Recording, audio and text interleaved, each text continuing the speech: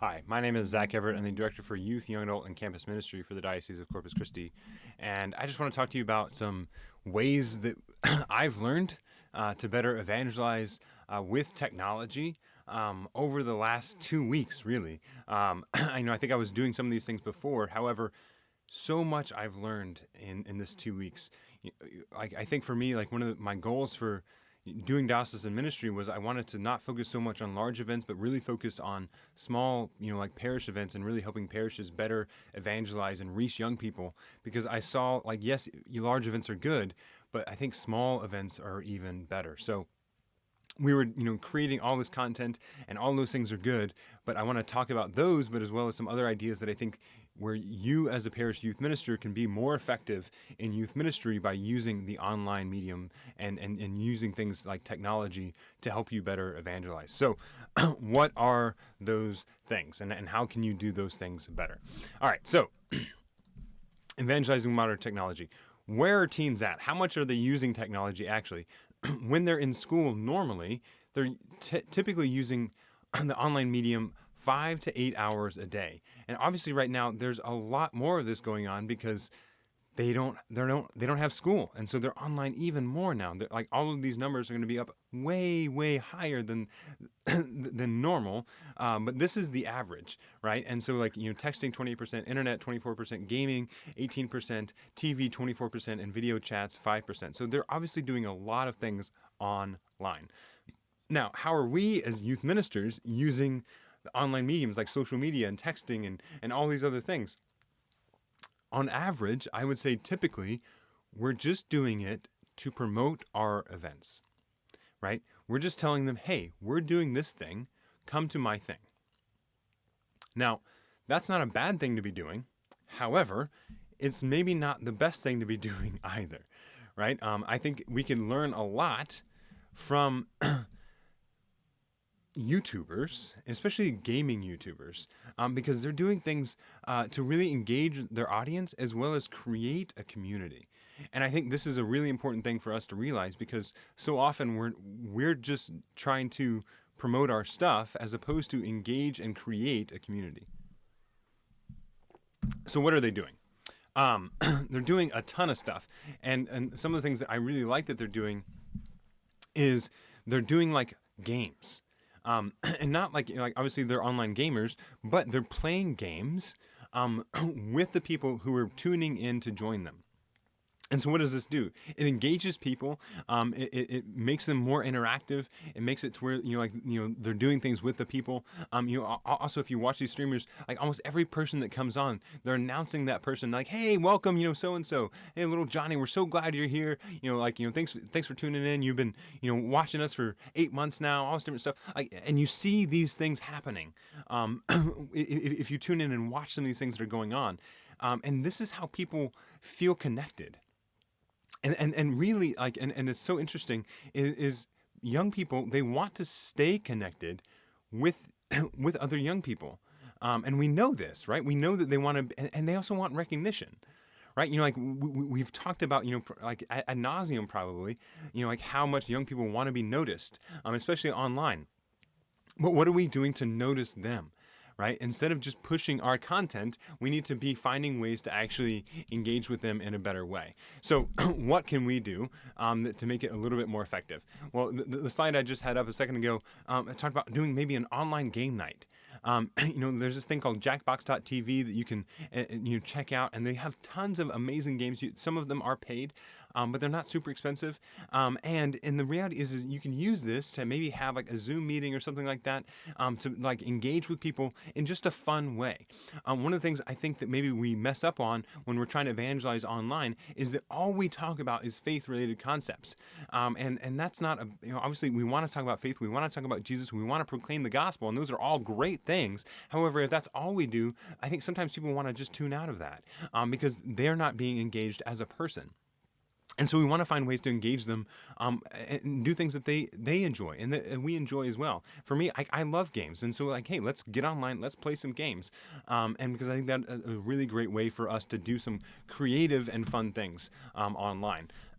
As well, I think some of the things that you could do is maybe doing some like virtual Bible studies. We know that young people are super busy and like don't have a ton of time, and so maybe one of the things that you could do is just like, hey, like we're gonna have our in-person Bible study, obviously when pandemic ends, but we're gonna have our in-person Bible study every 2 weeks. But then like like the weeks that we're not meeting in person, we're gonna do it online. It's going to waste less of your time and make you more available, and make it to where maybe we can even reach kids that wouldn't normally show up to a midweek Bible study or whatever, because like, hey, now they can just tune in online and check it out without having to actually go in the door. And that's one of the things I think that is a great opportunity we have right now is to engage people that have never come to youth group, have never come to any of our events before, but can now engage in this way.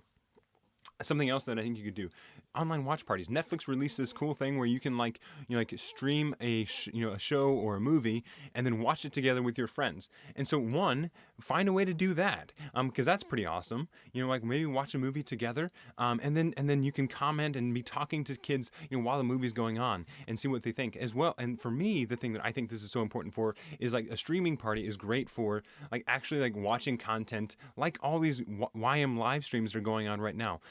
Project YM has a live stream every Sunday. Life Teen has a youth ministry live event every Sunday.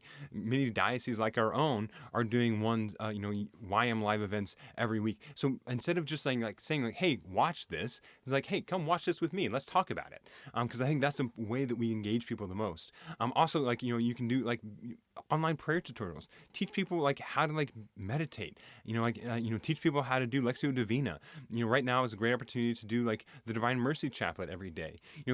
Find different and new ways to engage young people in prayer online. Like, because obviously we want them to go home and pray. We talk about this every week at youth group, but like, how are we like, hey, so we meet on Sunday, and then like, hey, on Wednesday night, I just want you to tune in, and we're just going to talk about we talked about prayer. I just want to lead you in this style of prayer that I find really impactful. Do those things, and also just be creative. There's so many different ways that you can be creative and do things online that maybe you've never done before. All right, so what else can we do online, and what does this mean for us as ministers to be in this medium? So obviously we're not focusing so much on just saying like, hey, come to my event, come to my thing, because we realized, hopefully from this and from like just my experience in the past few weeks, is like young people, like the audience that we're engaging with our YM live events is not the audience that I actually want. And it's not that they're a bad audience that are watching it. It's older people. They engage very well with just online content, and they really like it. But the younger people, we need to find new and creative ways to actually engage them in a more profound way. So, with this, does this mean that we're going to stop doing evangelization? Does it mean we're going to stop doing things that we used to do already?